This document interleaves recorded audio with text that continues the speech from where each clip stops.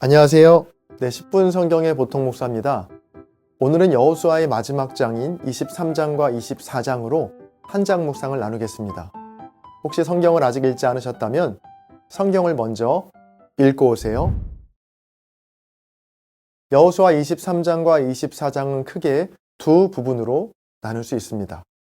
자, 먼저 여호수아의 마지막 말입니다.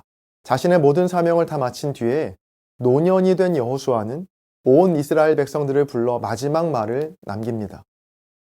여호수아의 마지막 말의 모든 주어는 바로 하나님이었습니다. 하나님께서 친히 싸우셔서 오늘에 이르게 되었다는 건데요. 아직 정복해야 할 땅들이 남아있긴 하지만 약속대로 하나님께서 적들을 쫓아내게 하실 것이다 라고 말합니다. 여호수아는 백성들에게 하나님의 말씀을 지켜 행할 것을, 그리고 오직 하나님을 가까이 하고 하나님을 사랑할 것을 당부하죠. 만일 하나님이 아닌 다른 이방 민족을 가까이 하게 되면 그들이 이스라엘에게 올무가 되어 결국 멸망하게 될 것이라고 경고합니다. 이어서 여호수아는 이스라엘 지파의 모든 사람들을 세겜으로 모으고 그곳에서 다시 한번 당부의 말을 전하는데요. 이번에는 하나님께서 주신 말씀을 그대로 전합니다. 나 여호와가 아브라함을 가나안으로 인도했고 야곱 때 애굽으로 내려갔지만 나 여호와가 다시 너희 조상들을 애굽에서 인도하여 여러 적들을 내가 너희에게 넘겨주어 가나안 땅까지 인도하였다라는 말씀이었습니다. 하나님의 말씀을 전한 후에 여호수아는 백성들에게 다시 한번 하나님을 섬기라고 도전하며 너희가 섬길 자를 오늘 택할 것을 촉구합니다. 이런 여호수아의 말에 백성들은 한 마음으로 결단코 다른 신들을 섬기지 않고 여호와를 섬기겠다라고 대답하죠.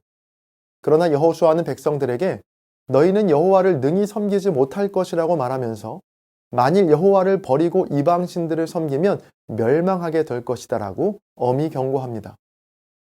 그러자 이스라엘 백성은 다시 한번 절대 그런 일은 없다라고 우리는 여호와를 섬길 것이라고 재차 대답합니다.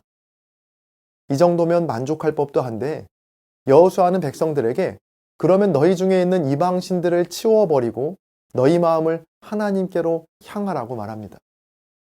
그러자 백성들은 마지막으로 우리가 하나님을 섬기고 하나님의 목소리를 청종할 것이라고 대답하죠. 여호수아는 큰 돌을 세워 이 돌이 하나님과 이스라엘 백성들 간의 증거가 될 것이라고 하며 여호수아의 마지막 말은 끝이 납니다. 다음으로 여호수아의 죽음입니다. 여호수아는 마지막 말을 마친 후에 110세에 하나님의 부르심을 받게 됩니다. 백성들은 여호수아를 딥낫 세라에 장사하죠. 그리고 이스라엘 자손은 애굽에서 가져온 요셉의 뼈를 세겜에 장사했고 아론의 아들 엘르아살도 죽어 에브라임 산지에 장사합니다. 이스라엘이 여호수아와 장로들이 사는 날 동안 여호와를 섬겼다는 것으로 여호수아의 모든 말씀은 끝이 납니다. 여호수아서의 마지막 결론인 23장과 24장입니다. 노년의 여호수아는 이스라엘의 모든 지파를 세겜이라는 곳으로 부르죠. 세겜에 모여있는 수많은 이스라엘 백성들을 보고 있는 노년의 여호수아의 마음은 어땠을까요? 엄청난 감격과 감사가 몰려오지 않았을까요? 1장의 모압 평지에서 두려움에 떨던 청년 여호수아는 맡겨진 모든 사명을 다 마치고 가나안 땅에 들어오게 됩니다. 매일이 힘겨운 싸움이었을 겁니다. 그러나 이제 모든 전쟁을 마치고 노년이 되어 백성들 앞에 서게 된 겁니다. 여호수아의 입장에서 얼마나 백성들에게 하고 싶은 이야기가 많았겠어요. 모세도 하지 못했던 일을 내가 해냈다라고 하면서 백성들의 박수와 환호도 좀 받고 싶었을 것 같고요. 또 그동안 왜 이렇게 내 말을 안 들었냐고 쌓였던 서운한 감정도 말하고 싶었을 겁니다. 그런데 여호수아는 놀랍게도 백성들을 모아놓고 자기의 이야기를 전혀 하지 않습니다. 23장도 24장도 자기가 무엇을 이루었다는 말은 없고요. 전부 하나님께서 행하신 일을 전하고 있거든요. 하나님께서 무엇라 말씀하셨는지, 하나님께서 무엇을 행하셨는지, 하나님께서 어떻게 도우셨는지만 말하고 있는 건데요. 여러분, 저와 여러분의 인생도 마지막 순간까지 모든 주어가 내가 아니라 하나님이 되시기를 주님의 이름으로 축복합니다. 내가 뭘 했고 내가 뭘 이루었고 내가 하나님께 뭘 해드렸는지가 아니라 하나님께서 나를 어떻게 사용하셨고 하나님께서 나를 위해 무엇을 하셨는지를 마지막 순간까지 증거하는 복된 인생이 되시기를 간절히 바랍니다. 자, 이렇게 여호수아가 하나님께서 하신 말씀을 전한 후에 24장 14절 이하를 보면 여호수아와 이스라엘 백성들 간의 대화가 나오는데요. 여호수아는 백성들에게 14절에서 다른 신들을 치워버리고 오직 여호와만 섬기라고 도전합니다. 자, 지금 여호수아가 마지막으로 백성들을 불러 모은 곳이 세겜이라는 곳이었는데요. 이 세겜이라는 장소는 이스라엘 백성들에게는 굉장히 특별한 장소입니다. 여호수아가 백성들에게 세겜으로 모이라고 했을 때 아마 이스라엘 백성들은 즉각 야곱을 떠올렸을 겁니다. 창세기 35장에 보면 야곱이 집안 사람과 자기와 함께한 모든 사람에게 이방 신상을 땅에 묻어버리는 장면이 나오는데 이방 신상을 묻어버리는 그 땅이 바로 세겜이었거든요. 오랜 세월이 흘러 여호수아는 오래전 야곱과 그의 가족들이 이방 신상을 묻은 그 땅 세겜으로 이스라엘을 다시 불러 모읍니다. 그리고 너희 안에 감추고 있는 이방 신들을 버릴 것을 그리고 오직 여호와만 섬길 것을 도전하고 있는 겁니다. 이런 여호수아의 말에 이스라엘 백성들은 자신 있게 대답하죠. 자, 여기까지만 보면 모든 것이 완벽해 보입니다. 생사고락을 함께한 노년의 여호수아와 이스라엘 백성들의 하모니가 너무나 아름답죠. 오래전 그들의 조상 야곱이 이방 신상을 묻었던 세겜 땅에서 다시 하나님만 섬길 것을 다짐하며 이방 신들을 버리겠다라고 외치는 모습. 자, 그런데 여호수아는 그런 백성들의 말을 믿지 않습니다. 19절에서도 23절에서도 끝까지 이스라엘 백성들의 말을 신뢰하지 못하는 여호수아의 모습을 볼 수 있는데요. 여러분, 여호수아와 백성들의 이런 대화가 조금 이상하지 않나요? 우리 생각에는 반대의 입장이 되어야 할 것 같거든요. 백성들이 못할 것 같다라고 말해도 지도자인 여호수아가 아니라고, 너희들은 할 수 있다고, 잘 섬겨야 한다라고 설득해야 할 것 같은데 상황이 정반대입니다. 백성들은 잘할 수 있다고, 아니 이미 잘하고 있다라고 자신 있게 대답하는데 여호수아는 아니라고, 너희들은 하나님을 섬기지 못할 것이라고, 할 수 없다라고 말하는 상황입니다. 자, 도대체 이게 무슨 상황일까요? 지금 여호수아와 백성들이 모여있는 장소는 세겜이라고 했습니다. 자, 이 세겜은 특별한 의미를 담고 있는 땅이라고 말씀드렸죠. 바로 야곱과 그에게 속한 모든 이들이 꽁꽁 숨겨두었던 이방 신상을 전부 다 버리고 땅 속에 묻은 곳입니다. 가나안에서의 모든 전투와 사명을 마친 뒤에 여호수아는 이스라엘 백성들을 다시 그 세겜으로 불러 모으죠. 그리고 여호와를 경외하고 섬길 것을 천명하면서 한 가지 조건을 내겁니다. 자, 14절을 다시 자세히 보시죠. 그러므로 이제는 여호와를 경외하며 온전함과 진실함으로 그를 섬기라. 너희의 조상들이 강 저쪽과 애굽에서 섬기던 신들을 치워버리고 여호와만 섬기라. 여호수아가 내건 조건은 출애굽 이전에 애굽에서 섬기던 신들을 치워버리라는 것이었습니다. 이를 통해 알게 되는 사실이 있습니다. 그건 이스라엘 백성들이 출애굽하여 이렇게나 오랜 세월이 흘렀지만 또 광야 생활과 가나안 전투를 통해 하나님의 인도하심을 똑똑히 경험했지만 여전히 그들은 조상 때부터 섬겨오던 애굽의 신들을 버리지 못했다는 겁니다.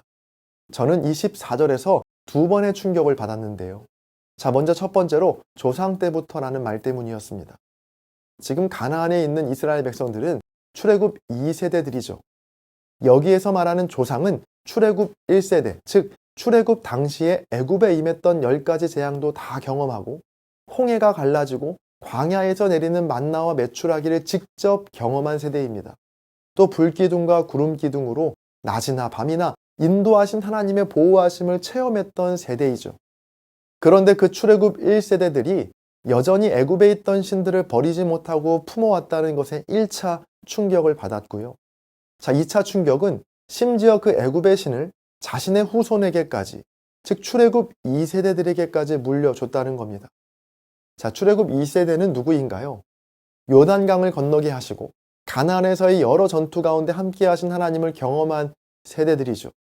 이제 그 모든 싸움을 다 마쳤는데 그럼에도 여전히 애굽의 신들을 버리지 못하고 있었던 겁니다. 그러면서도 자신만만하게 우리는 여호와를 섬길 수 있다라고 대답했던 것이죠. 자, 그런데 더 놀라운 건요. 이 모든 걸 하나님은 다 알고 계셨다는 겁니다. 그런데도 하나님은 그들을 애굽에서 건지시고 홍해를 건너게 하시고 만나와 메추라기로 먹이시고 가나안에 들어가게 하신 겁니다. 자, 이 대목에서 저는 다시 한번 하나님의 끈질긴 인내와 그 사랑에 감사하게 되었는데요. 여러분, 지금 우리가 이 자리에 있는 것도요. 내가 하나님을 잘 섬겼기 때문이 아닐 수 있다는 사실을 기억해야 합니다. 오늘 본문이 그 사실을 우리에게 똑똑하게 알려주고 있죠. 약속의 땅 가나안에 도착했습니다. 모든 전투도 다 마쳤습니다. 겉으로 보면 이스라엘 백성들이 하나님만 잘 섬기고 하나님만 잘 믿었기 때문에 여기까지 온 것 같아 보입니다. 자, 그런데 실상은 아니라는 겁니다. 조상 때부터 그들은 두 마음을 품고 있었던 것이죠.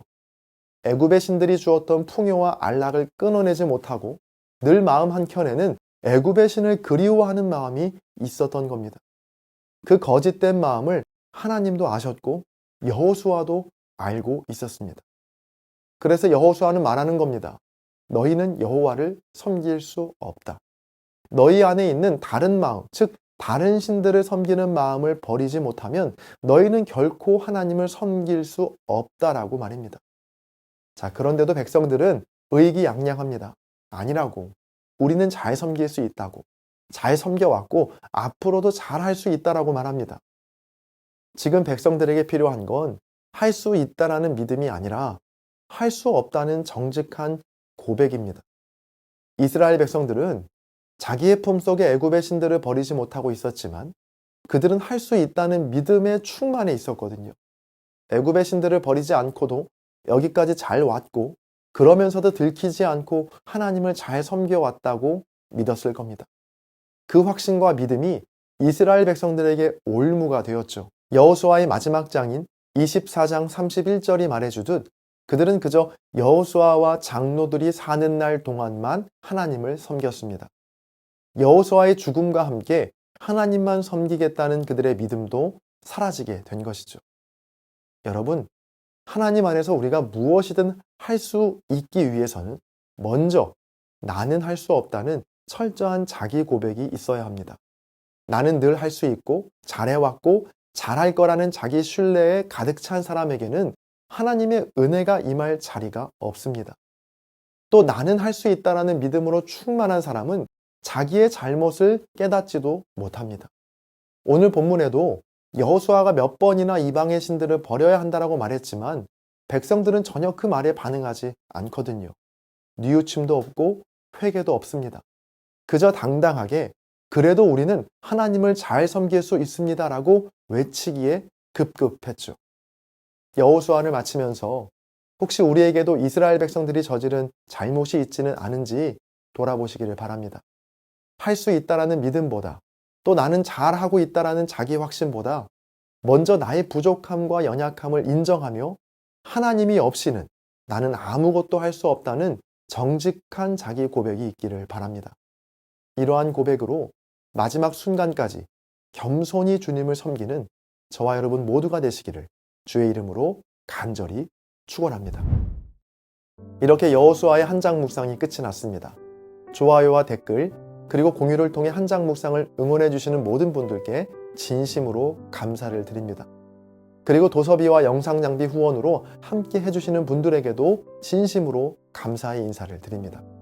여러분 덕분에 더 많은 책을 통해 더 깊은 연구를 할 수 있었습니다. 앞으로도 보통 목사의 한 장 묵상을 많이 응원해 주시고요.